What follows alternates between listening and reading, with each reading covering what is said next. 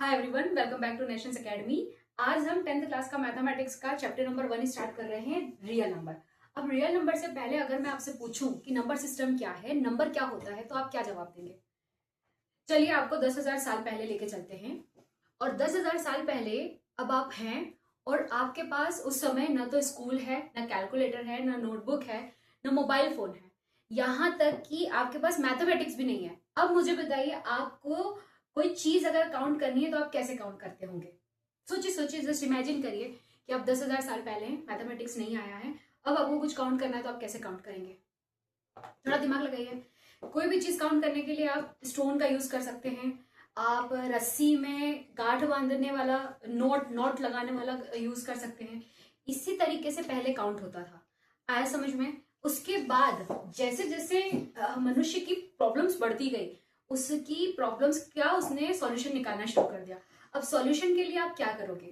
आपने कहा कि भाई अब स्टोन तो अगर मेरे पास सामान ज्यादा है, या मेरे पास मैं हंटर एंड गैदरर हूँ और मैं कलेक्ट करता हूँ, मैं डोमेस्टिकेशन स्टार्ट कर दिया है मैंने एनिमल्स का, और एनिमल के डोमेस्टिकेशन के लिए अब मेरे को हर्ड को काउंट करना है। ठीक है, कैटल्स है मेरी और मुझे उनको काउंट करना है। मैंने उनको काउंट करना स्टार्ट किया स्टोन से। अब जहां भी अगर मैं जाऊं तो क्या मैं कैटल्स के साथ स्टोन कैरी करके लेके जाऊंगा या जाऊंगी? मुझे बताइए, ये करना कितना डिफिकल्ट होगा। तो फिर क्या किया? फिर हमने नंबर को डिस्कवर किया। और नंबर को डिस्कवर कैसे किया कि अगर 5 स्टोन है और 5 कैटल है तो हमने 5 नंबर का ये सिंबल बनाया। अब ये सिंबल ये नहीं कहता है कि ये 5 है, ये बताता है क्वांटिटी। आए समझ में? तो डिजिट और नंबर दोनों में अंतर होता है, ये भी आपको पता होना चाहिए। इसके बाद अब प्रॉब्लम बढ़ती गई तो सॉल्यूशंस बढ़ते गए। अब सॉल्यूशंस बढ़ते गए तो सॉल्यूशंस के साथ साथ नई नई चीजें भी, मैथमेटिक्स में नए नए नंबर्स भी आते चले गए। इसके लिए मैं आपको सबसे बेस्ट चीज बताऊंगी कि आपको अगर मान लो आप क्लासरूम में बैठे हुए हो, ठीक है, और आपको अब काउंट करना है स्टूडेंट्स को, तो आप कैसे काउंट करेंगे? ऐसे 1 2 3 4 इस तरह से काउंट करेंगे। अब आपने इस तरह से काउंट कर लिया है।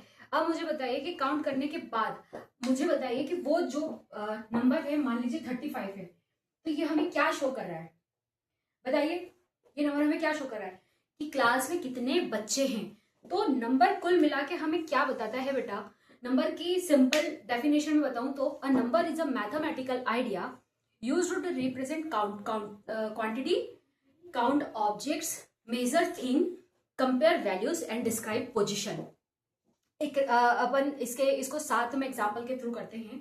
जैसे मैंने आपको बताया, चलो नंबर की डेफिनेशन तो आई होप आपको समझ में आई गई होगी। चलो फिर भी अगर आप के लिए, चलो मैं लिख ही देती हूँ यार, क्या है इतना वो करना, थोड़ा सा टाइम ही लगेगा, लिख देती हूँ। नंबर की डेफिनेशन कैसे लिखेंगे हम, देखिएगा ध्यान से।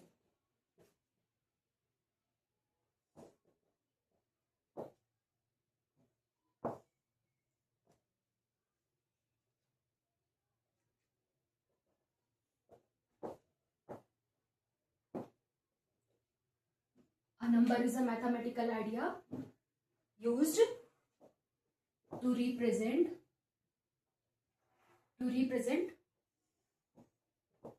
quantity, count objects, measure things,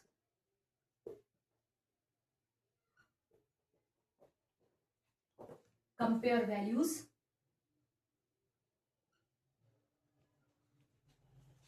और डिस्क्राइब पोजीशन। इनके सबके एग्जाम्पल बताती हूँ आपको, देखिएगा। सबसे पहले आता है, सबसे पहले हम देखते हैं क्वांटिटी का। ठीक है, काउंट कैसे करेंगे? क्लास में हो, बच्चे काउंट करे आपने, कितने बच्चे थे? 35। क्या बताया उसने कि कितने थे? How many. तो काउंट का ऑब्जेक्ट, काउंटिंग के लिए क्या करा आपने? How many. आपके काउंटिंग के लिए आपने नंबर काउंट करे और उसने क्या बताया आपको? कितने बच्चे हैं। आगे बढ़ो, मेजरमेंट के लिए आपने टेबल की लेंथ काउंट करी, कितनी लंबी है? 2 मीटर। क्या बताया उसने? मेजर थिंग्स के लिए भी आपने नंबर का इस्तेमाल किया। फिर आता है मनी, पैसे देखने के लिए, तो वैल्यू बताई यहां पर। ठीक है, कंपेयर वैल्यू। अगर मान लो आपके पास 100 रुपए हैं, आपके पास वो 100 रुपए जो है वो एक एक के सिक्के हैं, आपने उनको काउंट करा, वो 100 रुपए निकले, उसने क्या बताया कि कितनी वैल्यू है, 100 वैल्यू है उसकी, है ना, पैसे जो है उसकी वैल्यू 100 है। फिर आपको बताया टाइम, उसके बाद बताया आपको टाइम देखने के लिए भी आपको नंबर का इस्तेमाल करना पड़ेगा, ठीक है, तो वो क्या बताया, कब कब कितनी बच रही है, ठीक है। उसके बाद आते हैं पोजीशंस पे। मान लीजिए एक रेस होती है और रेस में आपकी पोजीशन आती है फर्स्ट, और कहते हैं कि ये बच्चा जो है वो फर्स्ट नंबर पे है। वो क्या बता रहा है, वो जो फर्स्ट बता रहा है वो क्या बता रहा है, वो आपकी बता रहा है पोजीशन। आया समझ में? तो नंबर का इतने तरीकों से इस्तेमाल होता है, इससे हम नंबर कहते हैं। अब नंबर सिस्टम कैसे क्रिएट हुआ, उसके पीछे एक बहुत अच्छी स्टोरी है, वो सुनते जाइएगा, ठीक है।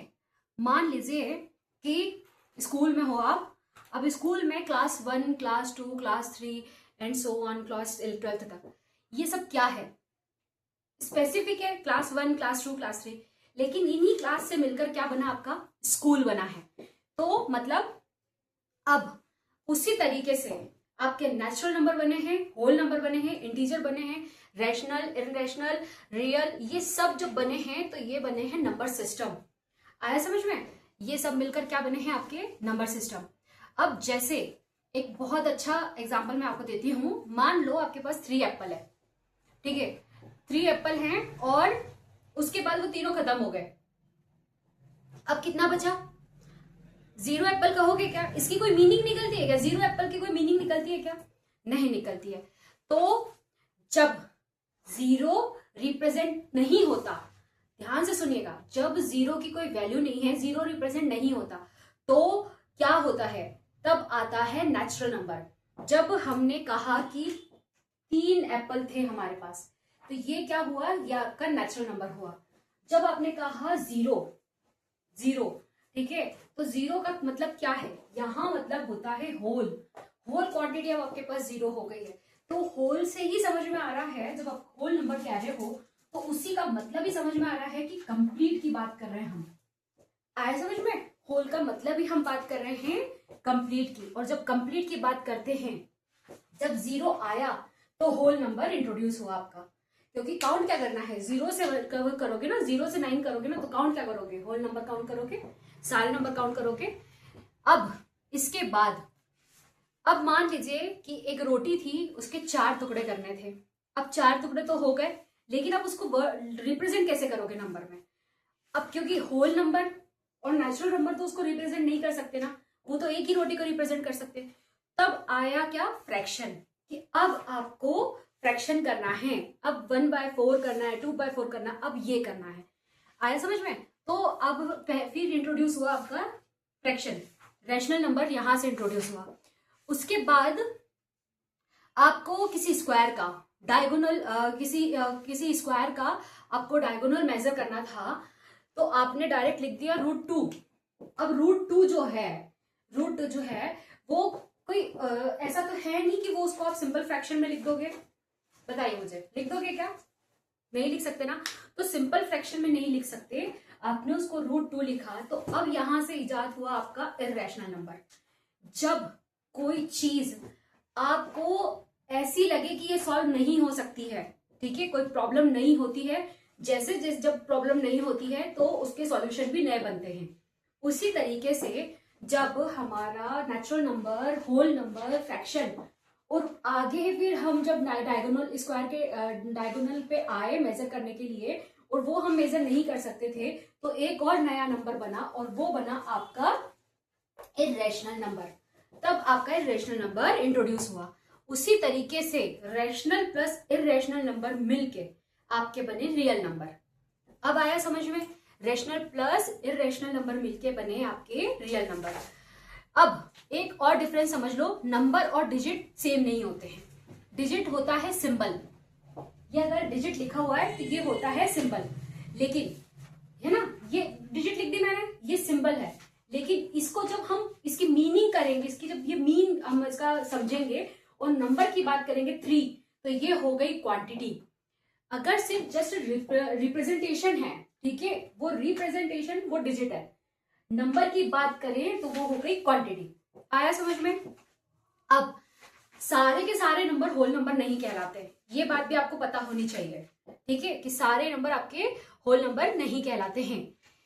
आई होप आपको यहां तक समझ में आ गया होगा, नंबर सिस्टम आपको यहां तक क्लियर हो गया होगा। अब हम आगे जो नंबर सिस्टम की डेफिनेशन मैं आपको बता देती हूँ अब, क्योंकि सब कुछ मैं आपको समझा चुकी हूँ, तो नंबर सिस्टम की डेफिनेशन भी आपको पता होनी चाहिए।